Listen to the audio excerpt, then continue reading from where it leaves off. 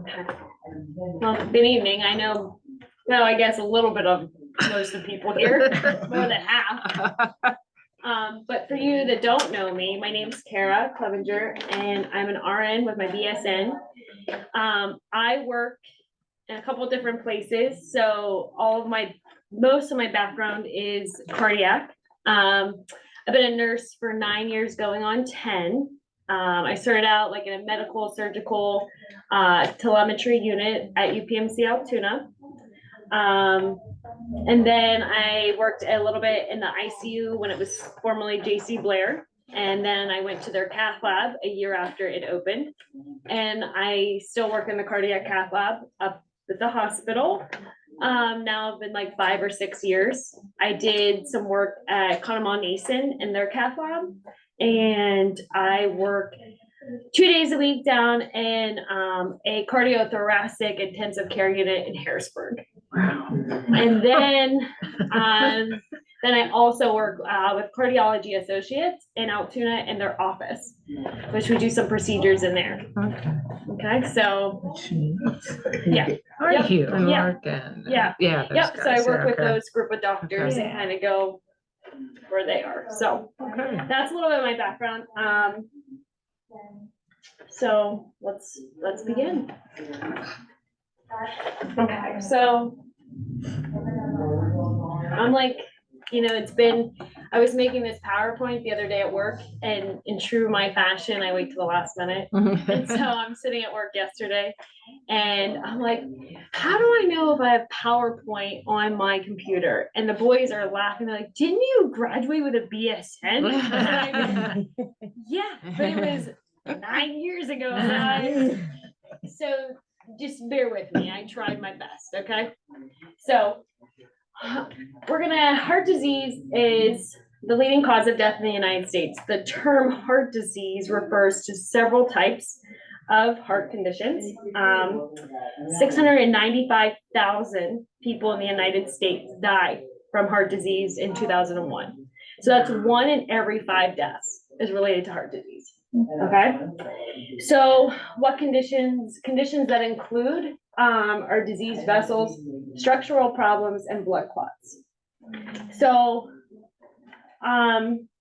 over there to, I guess it would be the left, is a coronary artery, which we'll get into that. But this is a really nice picture, and I think I have it in another slide, but can I cross it? So you can see where there's a stenosis. Can you see that where it's not filling the rest of the way? Okay, so we'll go over that, but I just want to make you, well, we have the picture up. And then this is a rhythm that we're going to go over later in the slides. Okay.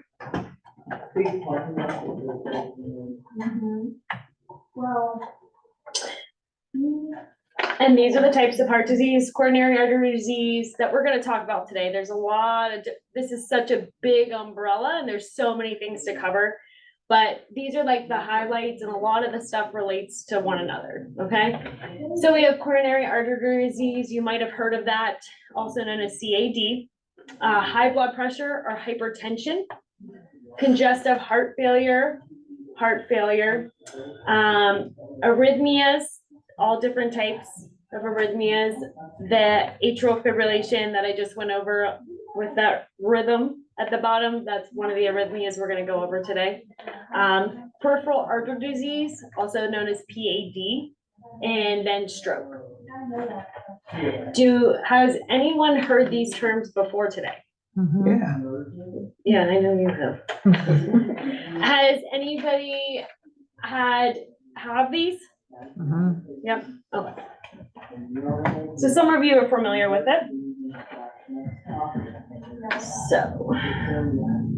So most common type of heart disease is coronary artery disease, also known as CAD, which affects the blood flow to the heart. So basically, what coronary artery disease, our heart has coronary arteries that feed the heart muscle. They carry the blood, which supplies the oxygen to feed the heart muscle.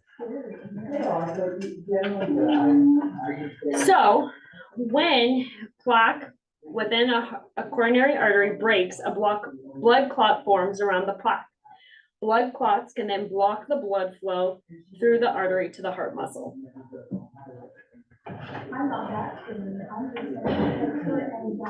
This term also, maybe you're familiar with the term plaque, or also known as atherosclerosis. So as you can see here, a lot of the times there's different types of cardiologists. So I like to call it the plumber and then the electrician. So coronary artery disease is the plumbing, if you think about it. So when you have a hairball or something blocking your pipes, who do you call? You call the plumber. And what does the plumber do? Cleans it out. Flushes it out, cleans it out. So that's your interventional cardiologist. So when someone has a blockage in the blood flow, either from the plaque, which the clot forms around, it's blocked. So they need the plumber or the interventional cardiologist to come in and help. And as you can see here, here's the coronary artery calcification. So your normal artery looks like this. And then you can see here where you have that narrowing. And then if you think about it, if you have that narrowing, obviously nothing's gonna go, right? So if you can get that visual image, so if you're not getting water to where you need it to go, you have trouble, right? Same with your heart. So depending, you have 3 major coronary arteries, which we'll go over a picture of that. For me, I'm a visual, so it's easier to see it rather than to talk about it. But regardless, you have 3 coronary arteries. So depending on what artery is blocked, depends on what damage you have to your heart.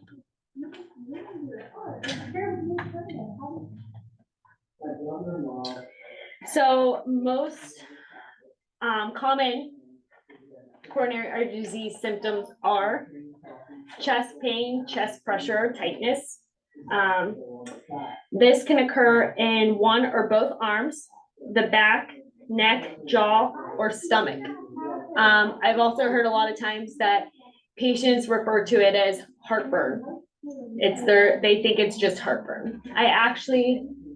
I have a picture in one of the slides at a patient who was 40 and just kept chalking it up to chest pain. And have you heard of the term widowmaker? Mm-hmm. And he had a widowmaker heart attack. He was very lucky. He went straight to surgery and they were able to save him. So how do you know? So, and that's right. It is. And a lot of the symptoms that we go over, you're really be like, how do you know? Mm-hmm. And the thing is you just don't wait, time is muscle. So obviously if you have, if you're having that blockage, you're having the chest pain, you're having the pressure, it's something worth looking over. And I'm going to go over a little bit more in the slides, like, how do you know type thing. But my biggest thing and the most take home message you can take today is do not wait. If you have these symptoms, you go. Because when the damage is done with the heart, it's done. And you're not going to get that function back.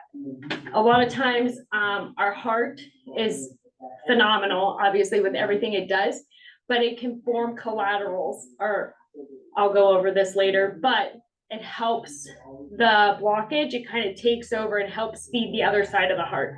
So that way it's still getting blood flow. All right. But yeah, it's hard to say. Pain between the shoulder blades, the shortness of breath, with or without chest discomfort, you can have it. Nausea, sweating, dizziness, fainting, arm, jaw, neck, throat pain, extreme fatigue.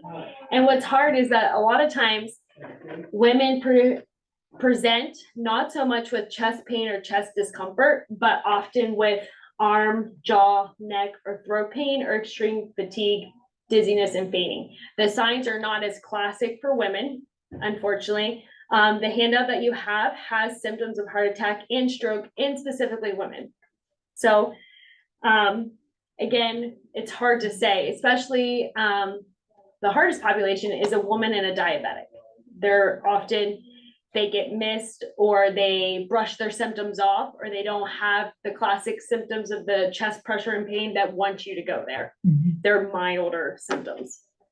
And like you said, you have fatigue, you're like, oh, I'm all, I did this or I did that. It's easy to brush the symptoms off. Absolutely.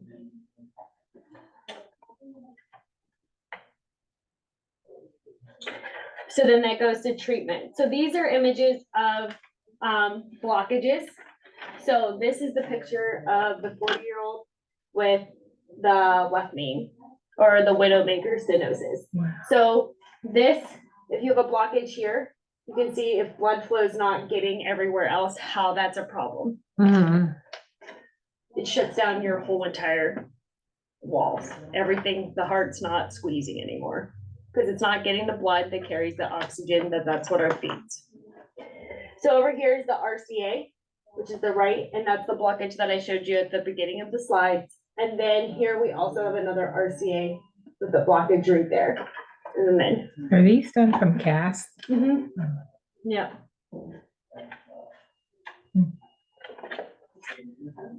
So then, and this is where we get the pictures here. So you have, again, your left main coronary artery, okay, which that's gonna feed your left circumflex, and then your left anterior descending branch. Over here is your right coronary artery. And those are your main arteries that feed your heart muscle. So again, if you don't have nothing in your left main, obviously blood flow is not getting to the other major heart arteries. The LAD is gonna feed the front of the heart. The RCA feeds the back of the heart, and the circumflex feeds the lateral side of the heart. So depending where your blockage is could also depend on different, like the term arrhythmias, or also known as like irregular heart rhythms that you can occur during this. So obviously there's different, sometimes people just walk in the doors like this, you know, they've had symptoms, they get a nuclear stress test, it shows up positive, but you know, sometimes people come in and they're false negatives. A lot of times with women, we have dense breast tissue, so it shows a shadowing on these scans, but you don't know until you have the definitive, which is a cardiac cath. So it's an outpatient procedure, but also it's done in an emergent situation as well. So when, again, the plaque within a coronary artery breaks or a blood clot forms around the blood clot can block the flow through the artery of the heart muscle. So when this is done acutely, that's when you can present with what you maybe have heard as a STEMI or a non-STEMI, also known as a heart attack. So it's just two different types of heart attacks. But the ST elevation MI, which is the STEMI, 1/3 will not survive that type of heart attack. Okay. Half of them will die in the first hour due to a ventricular arrhythmia. So again, depending on where it's at and how much of a blockage, it'll be effective that way. So how do you treat it? How you treat it is reperfusion, and that's what we do in the cath lab. So your best bet is to get, we call it door to balloon. So again, when I say time is muscle, we have a short window of time that we have to make things happen. Otherwise, again, what's dead is dead and you can't fix it, you know? So our goal is 90 minutes from the time that you have the EKG that it shows an ST elevation MI, or from that's what we go by, till we balloon it open, which we'll go over that. So PCI, which is percutaneous coronary intervention, that's the non-surgical procedure used to treat blockages in coronary arteries. It opens up narrowed or blocked sections of the artery, restoring blood flow to the heart. Angioplasty is also a term that might be used, and that's the ballooning. So we do this by ballooning and stents. Is one better than the other? So no, a lot of times they're used together. So a lot of times we go in, and what you do is they take a balloon in the artery and they blow it up. So it pushes the plaque towards the edge of the artery to allow that opening, okay? And then If that's not enough, then they put in the stent, or a lot of times they will put the stent in because the ballooning isn't enough. And that way, once they take and break apart that plaque and smush it to the walls of the artery, then they'll put the stent in to keep it nice and open to get that blood flow. Does that make sense? Mhm. You're So like, can that plaque break loose and damage go to your heart and cause? so yeah, so that's why we do a lot of things to help prevent that during the procedure, because yeah, when you're working with the plaque and so we give a lot of antiplatelets during the procedure to thin the blood. So that doesn't happen. So that helps break up that clot, because remember, the plaque forms and then the clot forms around it. It's like our natural body's way. When we see damage, that's how we react. Okay. So we thin the blood to break up the clot. And there's also different types of catheters and whatnot that we can use to suck clots out. Again, like the plumber, sometimes when the artery is so calcified or it's so tough to get into, we can use rotor-rooting. We call it rotor-rooting, but it's basically like you go in there and like with a drill and they break it up. So there's a lot of different, sometimes we use lasers. It's crazy, all the different types and how. And that's far all we've in the come. cath lab. Yep. Okay. So the biggest thing is, we get it treated. How can we prevent it then? Here's what I found. Oh, well, Siri's helping us out.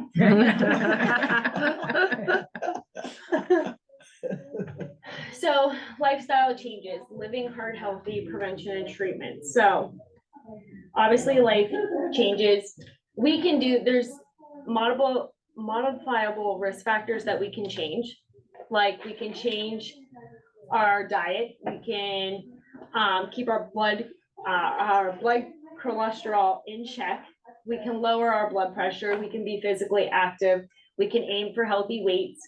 We can manage diabetes. We can reduce stress, limit alcohol. Like we can do all of these things, but what we can't change is our gender, our genetics, or our race. So those are non-modifiable. Like we can't fix that. Yeah, unfortunately. Age. Yeah, exactly.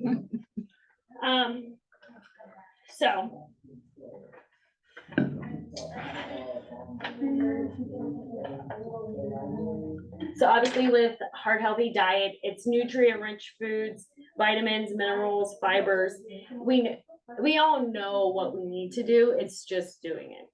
So, vegetables, fruits, whole grains, low fat dairy, poultry, fish. A lot of the American Heart Association is recommending is like the Mediterranean diet. Limit your red meats, intake of sweets, sugar sweeteners, beverages, those type of things as far as for a heart healthy. Low dairy, low fat, low dairy, those type of things. We all made it. Yeah. Let's see. So next is the cholesterol. So let me see if I think I have a slide now.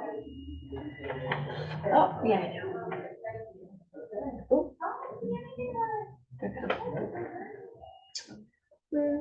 Okay.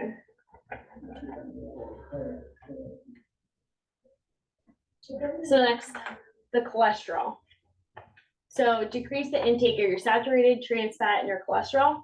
So a lot of people get confused by cholesterol. So your total cholesterol equals your HDLs, your LDLs, and 20% of your triglyceride level.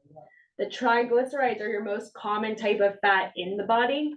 The high density lipid proteins, or the HDL, is your good cholesterol, okay? So you want a high HDL and a low LDL, which the low density lipid protein is the LDL, is the bad cholesterol. So a low LDL is good. So think HDL high, H and H. Okay. And then LDL low. Okay.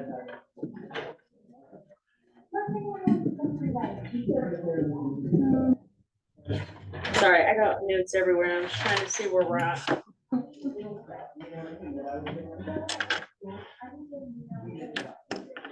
So you want a low LDL.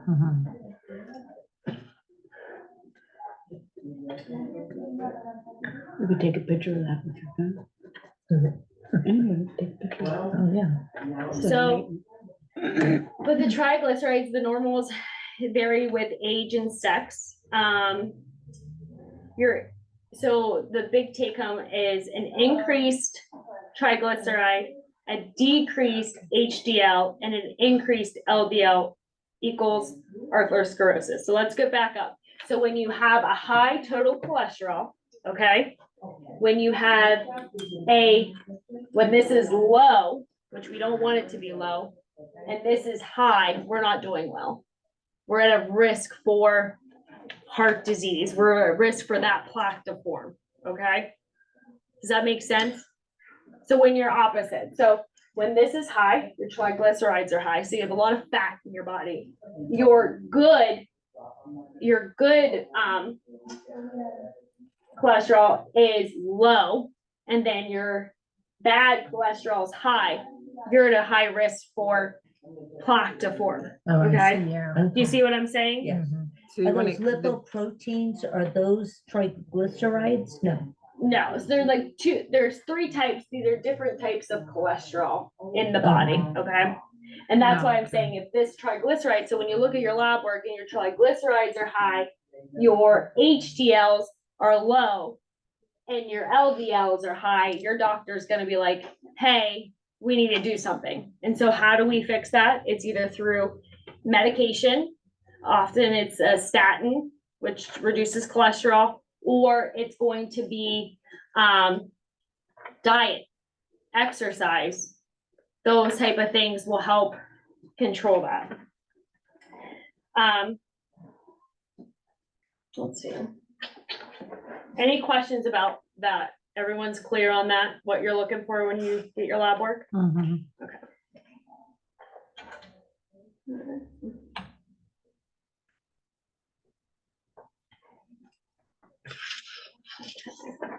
So the next topic is heart failure. Has anyone heard this term before? Okay. So heart failure is a term used to describe a heart that cannot keep up with its workload. Body is not getting enough oxygen that it needs. So it doesn't mean that your heart is your heart's failing. It means the pump isn't pumping effectively enough. So the body depends on the heart's pumping action to deliver the oxygen and nutrient-rich blood to the body cells, which we learned that in the previous slides, that when we do have a problem, we're going to have a problem, right? The heart is weakened and it can't supply the cells with enough blood. The heart tries to compensate by enlarging, developing more muscle, and pumping faster. So a lot of times when someone is having a heart attack, or they have a blockage and they don't know about it, they can develop symptoms of heart failure, or it can be related to, because you think about it, again, there's a blockage, the heart muscle isn't getting that blood supply, so it's not going to be able to pump effectively enough because it's not getting the blood. Make sense?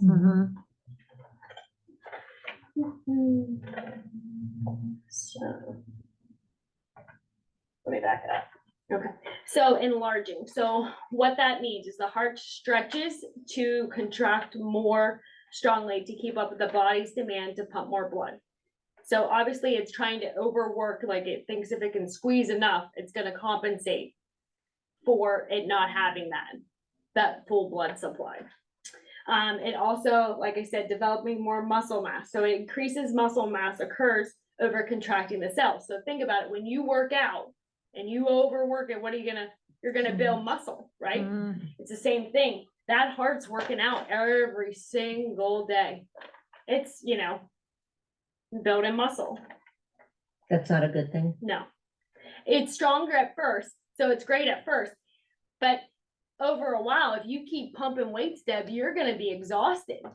You're not going to be able to keep up, right? And same with, so then it's pumping faster and it's working overtime to try to compensate for that blood flow. So it's compensating. It's a fix for so long until it's done, because you're gonna get tired, right? You can Mhm. only do it for so long. So.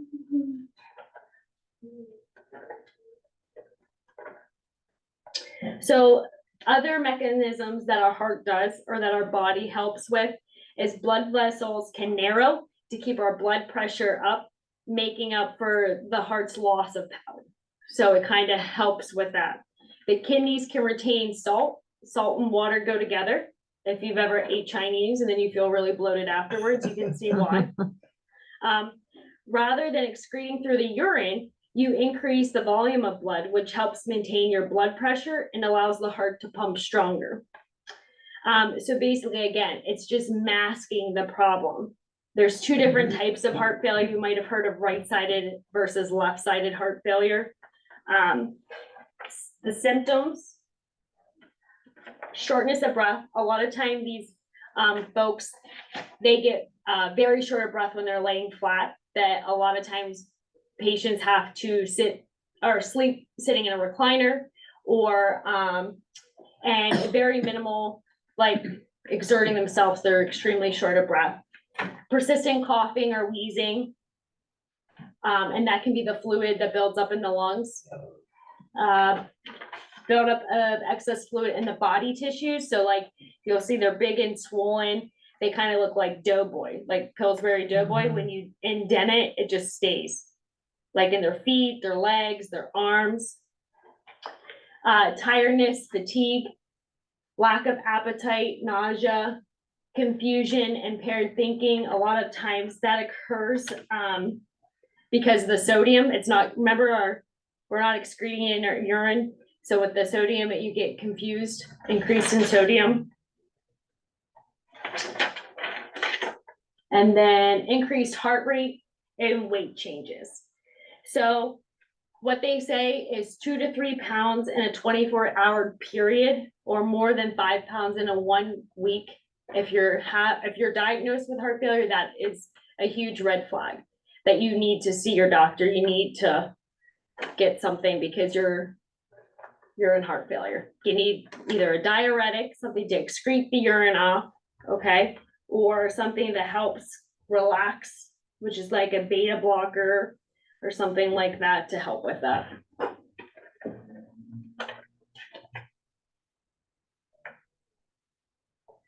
And so here's, again, the American Heart Association is a really nice managing your system or symptoms, and it's kind of a check plan. And so in Harrisburg, we are a heart failure facility.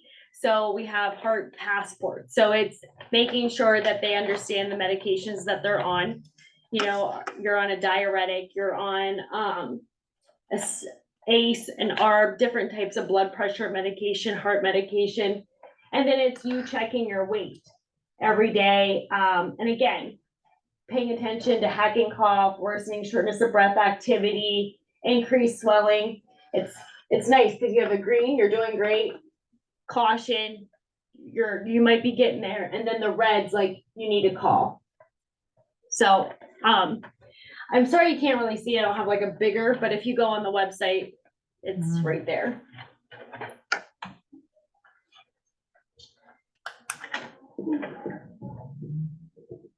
So the next is the arrhythmia. So again, there's all types of arrhythmias.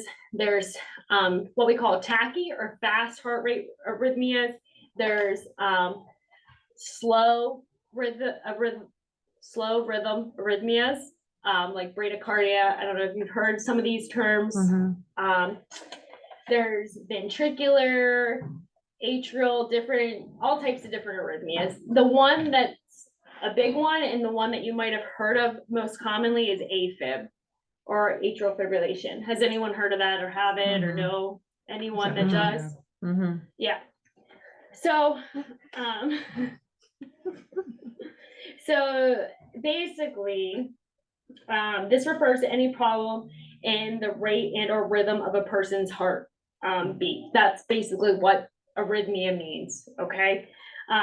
Changes in cardiac tissue and activity, or a cardiac's electrical impulse. So it can be fast, it can be slow, or erotic.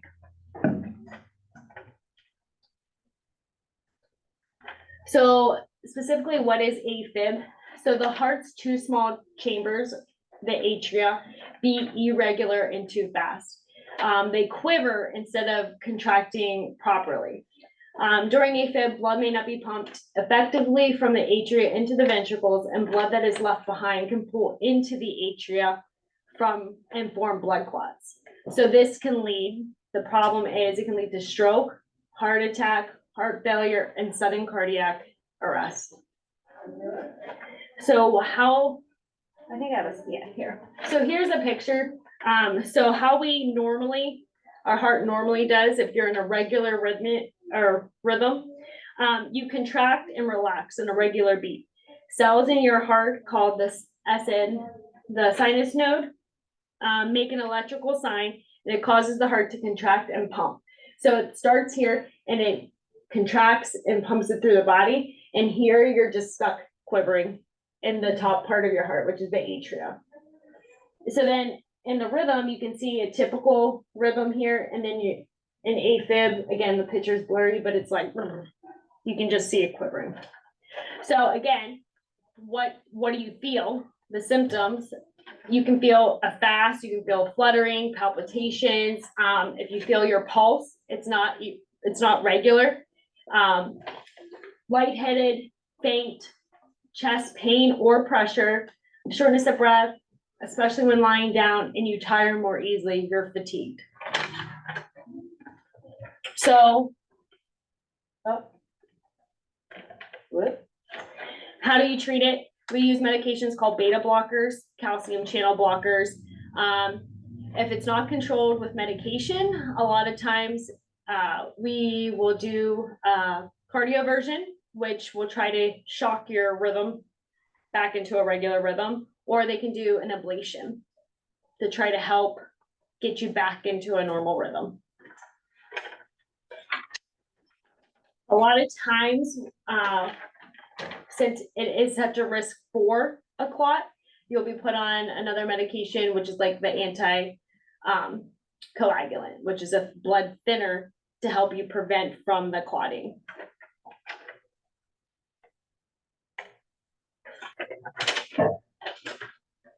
And then next,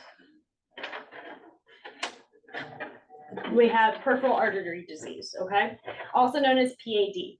So what this is a narrowing of peripheral arteries that carry blood away from the heart to the other parts of our body. Most common type is lower extremity PAD, in which blood flow is reduced to the legs and feet. It's caused by atherosclerosis, which again, we found, as we learned, that affects a lot of things here today, right? So it forms that by the buildup of fatty plaque in the arteries that narrow and blocks them throughout the body.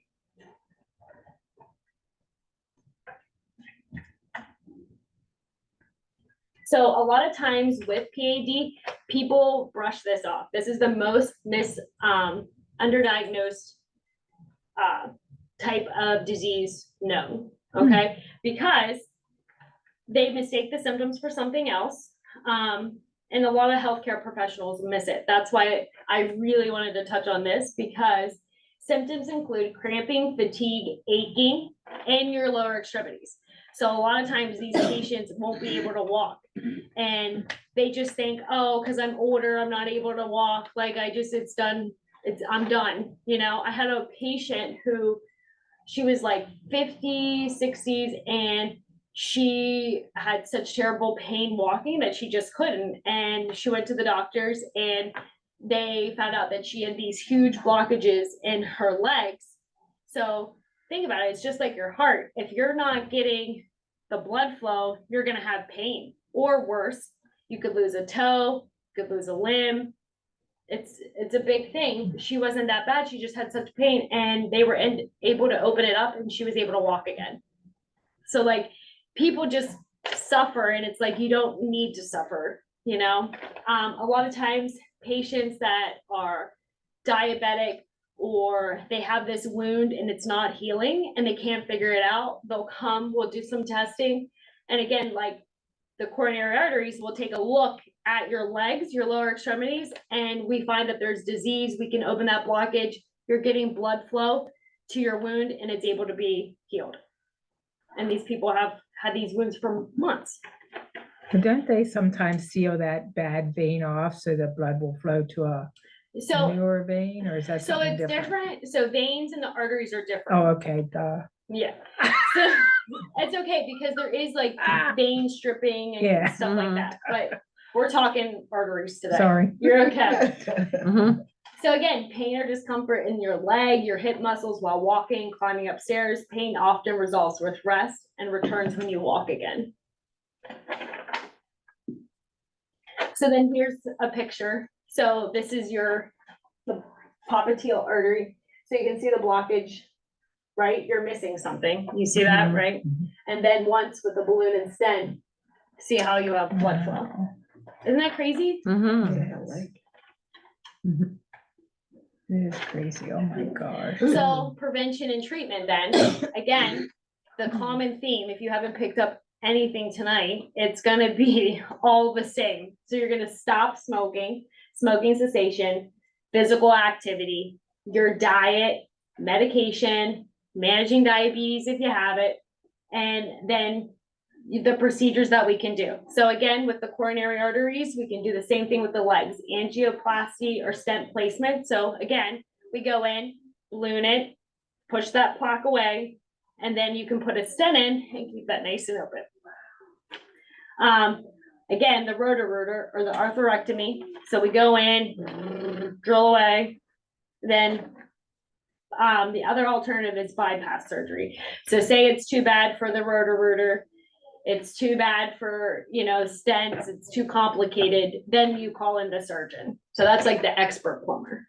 And the same thing with the heart. You've heard of bypass surgeries and Mhm. stuff like that. Mhm.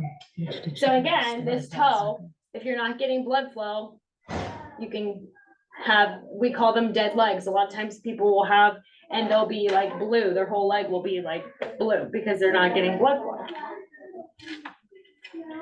Okay, so the last topic is stroke.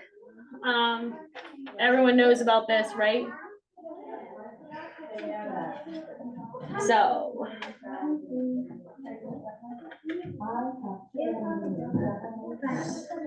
So disease that affects the arteries leading to in and within the brain. So this is the number 5 cause of death and a leading cause of disability in the United States. It's huge. Stroke occurs when a blood vessel that carries oxygen and nutrients to the brain is either blocked by a clot or it bursts or ruptures, leading to the brain not getting blood and oxygen if it needs, and brain cells die. 80% of strokes are preventable. Wow. Let me say it again for you people in the back. 80% of strokes are preventable. Wow. So there's different types of stroke. You have ischemic stroke, hemorrhagic. So ischemic is when there's the blockage. So again, the plaque and then the clot forms, okay? The hemorrhagic stroke is when it breaks off and then you're bleeding inside the brain, okay? Trans-ischemic attack, or a TIA, is also, you might have heard, as a mini stroke. So that's just a temporary clot. So again, with all of this, the ischemic stroke is the obstruction, the clot's obstructing the flow to the blood of the brain. And then again, the hemorrhagic, the blood vessel that ruptured is preventing, again, there's blood flow. So whenever there's disease, there's always going to be a prevention, like something is blocking the way for the blood to get where it needs to be. So signs and symptoms, okay? So fast, if you can remember fast, you can spell it, you can remember it, right? This is huge. So warning signs: F, face drooping; A, arm weakness; S, speech difficulty; and T, time to call 911. Again, like your heart, time is brain, okay? Time is muscle. So the time that you don't have blood flow to a different area of your brain, that's what's going to be affected. So again, if you're like, oh, I don't know what you're talking about, I have some pictures in the next slide of what we're looking for, okay? So other signs, numbness, confusion, trouble seeing, trouble walking, severe headache.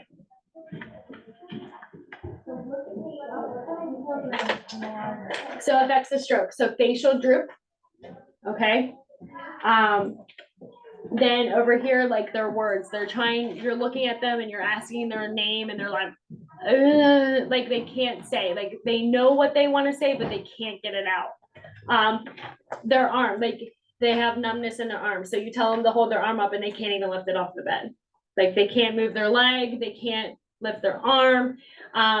You'll ask them a question, you'll say, what's your name? And they'll say, Betty Black. You know, they don't know where they are, they don't know their name, they're totally confused. A lot of the numbness, they can't feel their leg.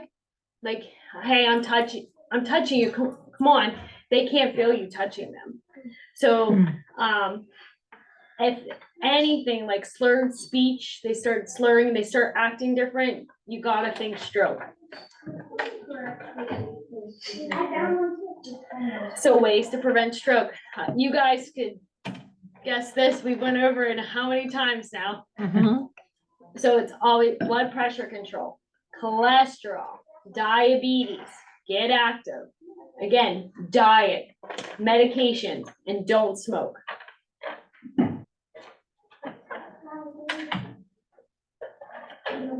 So we got questions? I mean, I said it 3 times at least, over and over. Diet, exercise, cholesterol. You guys can say it with me, get a chant going.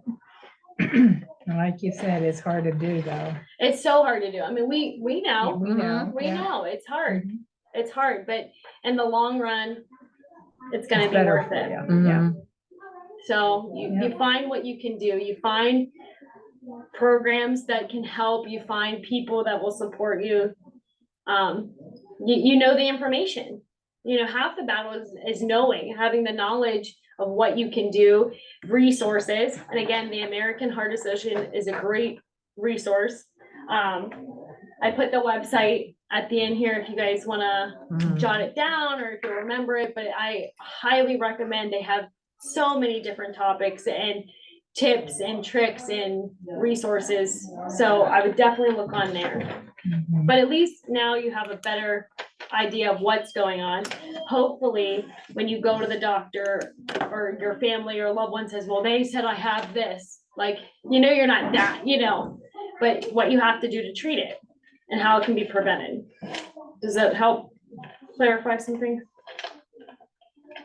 I have a question. What's the difference between a beta blocker and a calcium channel blocker, and why would one be ordered So they instead of work the in other? different mechanisms. So the beta blocker works on a beta cell that's specifically for the heart, okay? So, and then the calcium channel blocker works within the electrical activity, the conduction pathway of, it like blocks the calcium and absorption. So they work two different ways. Sometimes people will be on both of them, like because of how they work, the mechanism of action is two different things. So cardizem is a calcium channel blocker, but it's better for a rhythmic rate. So like people with AFib, we will give them that to help with blocking the calcium in the cascade, the electrical activity. But we'll also give them the beta blocker too, because it helps relax and helps lower the heart rate as well. Two different mechanisms. Anything else? This may sound stupid, but excuse me, my cardiologist told me last year that I shouldn't shovel snow. She got really mad when she found out I was shoveling snow, but yet she says gardening is fine. And I feel like I exert more when I'm gardening because I said to her, she said, it's a lifting snow. I said, well, I don't lift the snow.